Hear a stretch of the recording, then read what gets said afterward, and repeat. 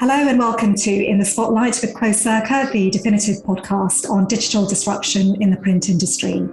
I'm Luella Fernandez, Director of Quocirca, and today I'm joined by Dave Pisano, Managing Director of HP UK and Ireland.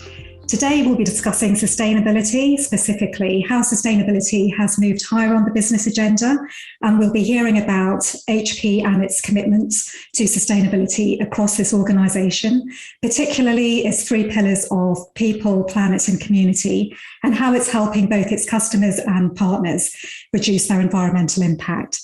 So welcome, Dave. It's great to have you on the show today. Oh, thanks, Luella. It's great to be here. So I know you've just literally moved from the US, and I wondered if you could just maybe give a brief introduction and tell us a bit about your career journey at HP to date. Well, as you said, I'm Dave Pisano. I am the Managing Director for the United Kingdom and the Republic of Ireland at HP. So, as you said, I've been here since basically May 1, so it's a little over 4 months.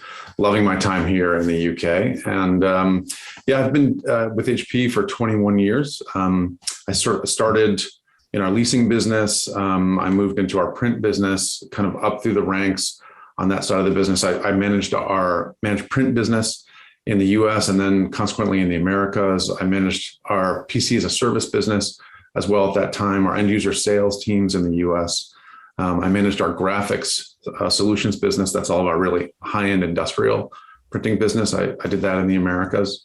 And then the job before this, I was managing our GBU for print services and solutions. So kind of just managing the overall strategy of where we were headed, and as well as kind of overseeing the go-to-market across our 10 markets around the world. And now here I am in the UK now. So it's been a great career. Yeah, so as I said at the beginning, we're discussing sustainability today. And I know HP has had a strong commitment to sustainability for a long time now, and its sustainability impact report was released earlier this year, and there's loads of information in there. And I just really want to focus on some of the key findings. And one area that HP talks about is how it drove more than $1 billion in sales, where sustainability was a key consideration. Yeah. Can you talk a bit about the sustainability strategy and what that actually means? Does that mean that more organizations are putting sustainability on their RFPs and, HP seeing a big change there? Yeah, and I think probably where I would start with that is actually where you started our original discussion and your comments about HP's sustainable impact strategy across people, planet, and community. And I think for us, it really, if you think about planet, it's definitely our I think of this as sort of three legs of a stool, right? So you have our sustainability, our climate action in terms of what we're doing around our environmental footprint, both internally with our products, with our partners, and customers. So we'll talk about that. The second thing around community is really our focus on digital equity. So this is like, how are we? There's a digital divide kind of in the world right now, where there's millions of people who are not really participating in the digital economy. So we're trying to help close that digital divide because it has a way of democratizing opportunities around the world. And then the third piece, which is really people, is that kind of human rights piece for us, which is really, kind of extending our internal values and making sure that, we're standing up for human rights everywhere. So obviously, as you said today, we're focused on sustainability. So we'll talk about that. And we do see a huge kind of upswing, I would say, in the overall market relative to demands for sustainability. You mentioned the $1 billion in wins we had. This is actually the second year in a row that we've had over 1 billion in wins associated with sustainability. And these are like tenders and RFPs that where sustainability is a demonstrated part of the decision criteria. So it's not just a nice to have, it's a have to have. And I think, for us, it just helps really galvanize things. For us, it's part of our internal strategy, of course. It's important to our clients, obviously, given the amount of business that's happening now. It's also really important to our customers and our channel partners. So really, it's something that we feel really good about doing as part of our again, kind of our company values. But we see that with our partners and with our customers, we can make a real difference. And I guess I would just say for us, there's kind of I would say sort of three pillars associated again with our climate action strategy. One is really around what we're doing with carbon emissions and reducing our carbon emissions.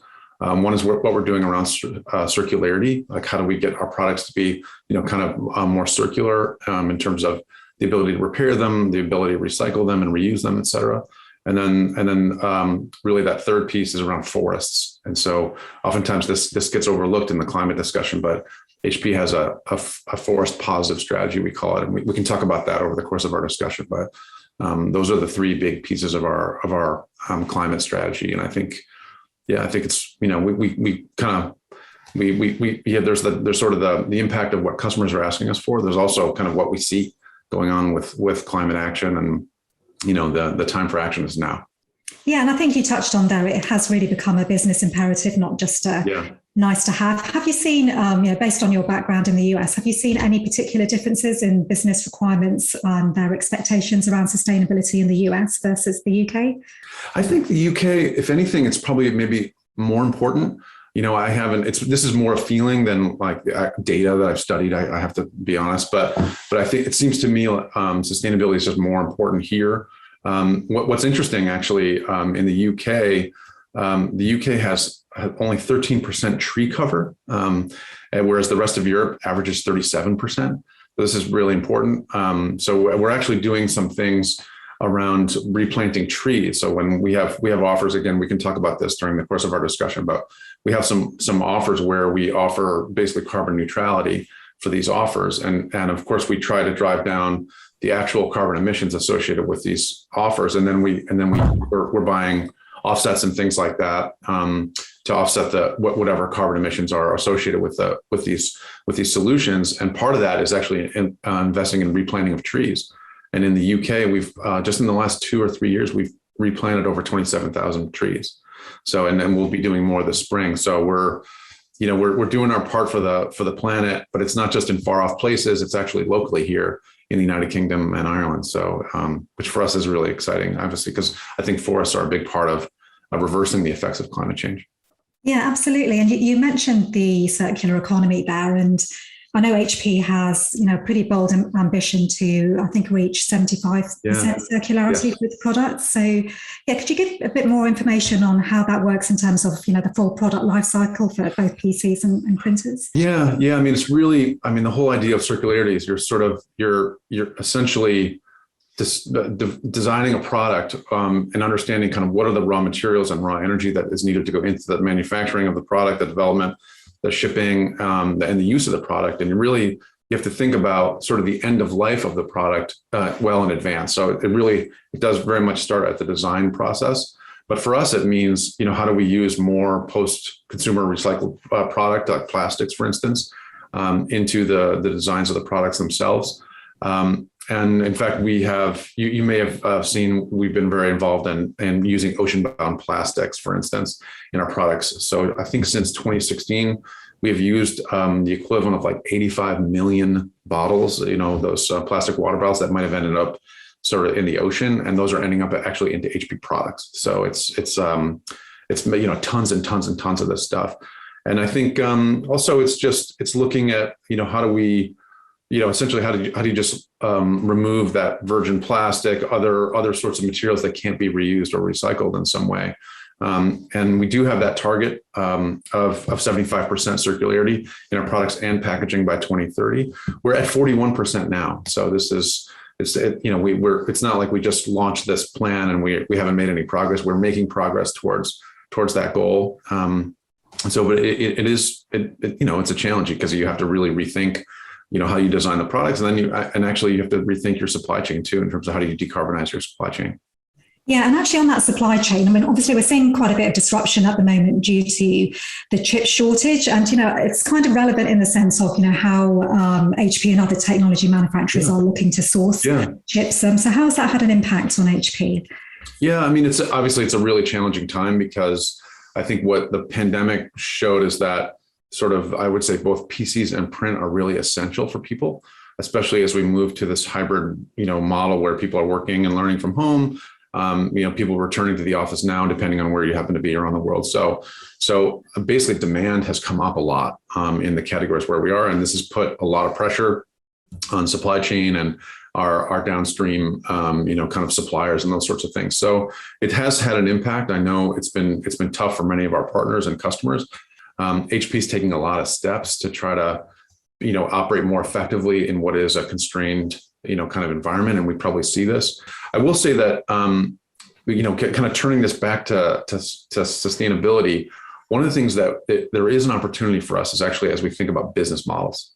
So it's one of the things, if you think about the carbon emissions or the carbon footprint of a product, part of it is just a big part of it is just the use of the product itself, right? So if you've got take a PC, for instance, if you bought a new HP PC today here in 2021, it would use about 50% less energy than one you would have bought 10 years ago. So 50% of the energy over a decade. And this is, of course, now with the product being infinitely better, a brighter touch screen, all these sorts of things, right? So it's far better in terms of performance, and it's far less using electricity.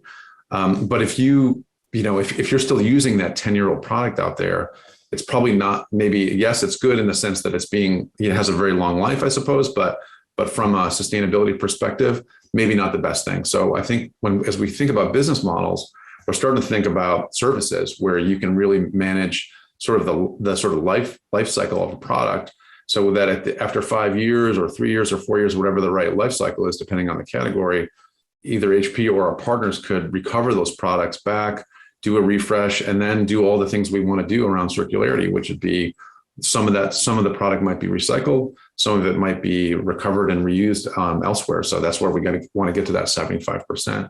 So, but if we don't rethink the business models, moving from quote transactional to contractual, it makes it tougher, I think. So, so we're definitely leaning in, as across print and actually across our personal systems business as well, to change some of those business models, which will have an impact. Could have a downstream impact on the chip shortages and the things you've talked about with ICs, because as we're reusing more products, and I think it'll help around sustainability too. Yeah, and I think, that's totally what we're seeing at Quocirca in terms of the opportunities, because of the chip shortage for MPS providers to look at, again, resizing and refreshing device fleets where they can, but where they can't really implement solutions to just prolong the life of those devices. And I think there's opportunities, certainly for the channel. I think that leads quite nicely to the next question around what do you think are the opportunities for home workers to actually improve their sustainability? How is HP, delivering solutions and products for the hybrid workplace, particularly for the home environment? Yeah, I think it's a great opportunity. For one, you just have the basics, which is, you're maybe not commuting into the office like you used to and those sorts of things, which definitely helps. And we saw all the air get cleaner during the early part of the pandemic. I'm sure you saw all that. So that's nice to kind of continue in the future. I do think just overall employees of companies in general, they want to feel like their work is more meaningful than maybe just the day in and day out. So they want to do the right thing for their communities. They want to do the right thing for the planet. So I do think that companies should think about facilitating opportunities for employees to participate in that.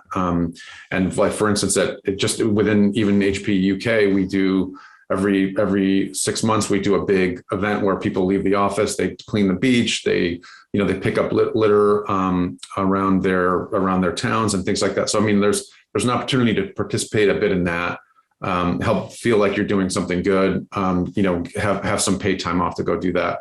And that's just, I think, a good practice.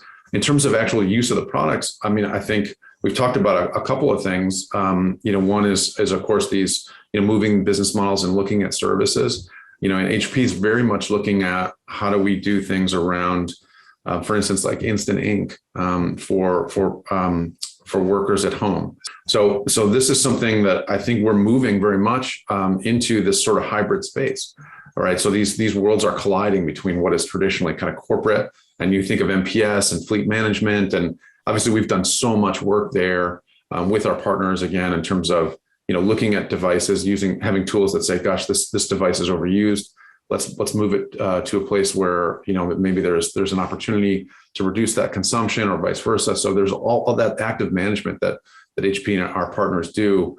It really, I think, can help in terms of the office piece. Now we're sort of doing the same for home. And so Like for instance, you may have noticed we announced the HP Flex program, which is really sort of like MPS for home, and really driven by partners. But SMBs and even home users can have an MPS like offering, with recyclability and those sorts of things, as well as just a really nice low page subscription for their printers. So I think we're really thinking about how we bring these, what is traditionally services for the office, and now kind of bringing them into the home, because we know that a good portion of people will be hybrid in the future. They won't be exclusively working from home, but they won't be exclusively working from the office either. They'll be both.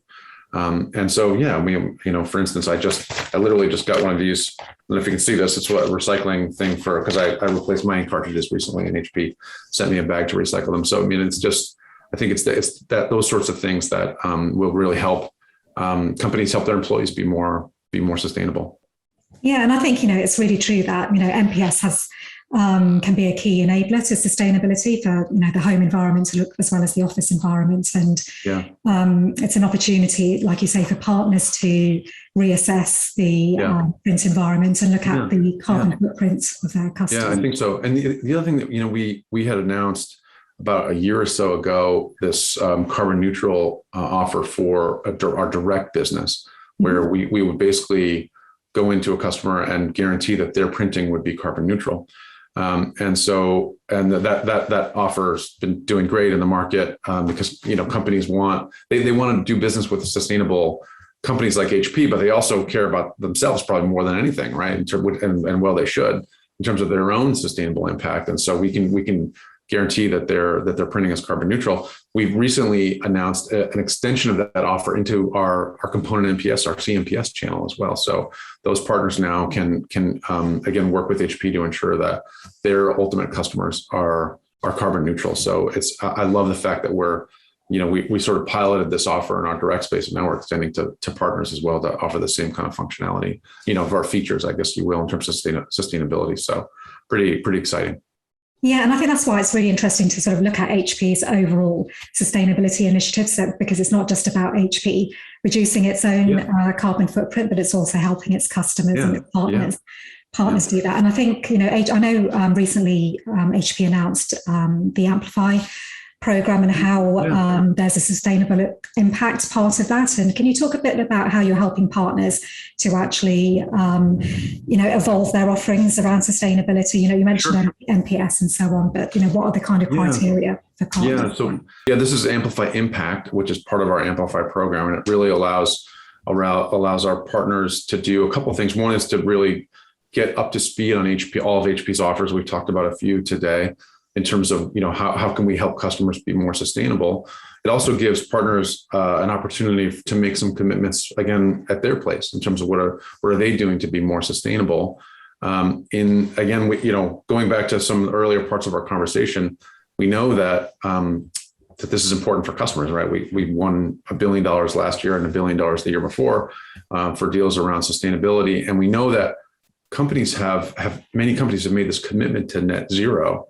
Associated with the UN kind of, that mandate's the wrong term, but the UN goal of being, sort of carbon neutral by 2050, net carbon neutral by 2050. HP has made that commitment, as we talked about, by 2040, 10 years in advance. But many companies are making this commitment now. And so I think for companies, it's a risk it looks like greenwashing a bit if you don't really have a plan, but many companies don't really have a firm plan on how to get to net zero by 2050. This is a great opportunity for our partners to go help them. And so in the UK, I think a third of our largest companies have made the commitment to be, net zero in terms of carbon by 2050.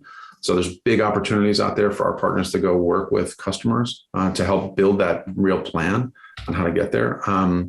So it's important. 80% of our partners in our Amplify program in the UK have signed on for Amplify Impact. So it's great to see. And I've reviewed some of the work from some of our really key partners here in the UK, the work that they're doing around managing their own sustainability. And it's very, very impressive, very impressive. So I definitely see a great reaction from our partner community.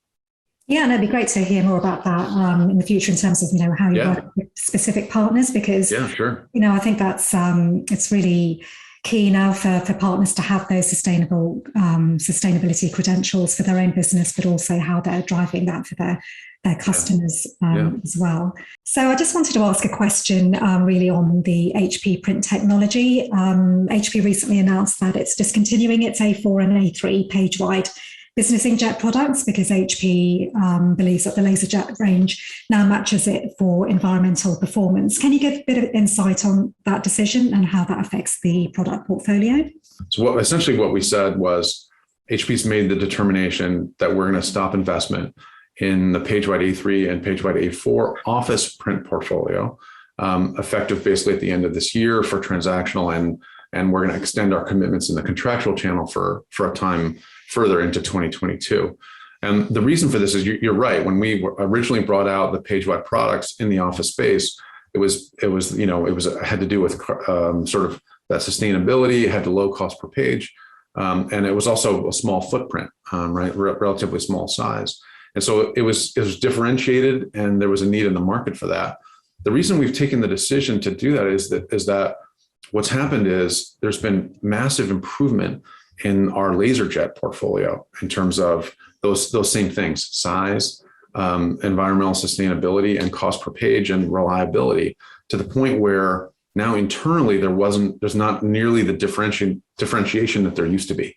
And obviously, if you're managing, think of if you're a partner, you've got kind of two lines, a PageWide line and a LaserJet line, lots of different products, to sell, lots of different parts to stock and supplies to stock and things like that. So it's complex, and the compelling need to have PageWide in the office, A3 and A4, wasn't really there anymore. So we took the decision, again, because of the huge improvements that we've made on the laser side of the business. Think of just, for instance, like Jet Intelligence, which really like lowers the melting temperature for toner in our cartridges, which means that there's a 20% reduction in energy utilization, as a for instance. So we've been innovating on the laser side.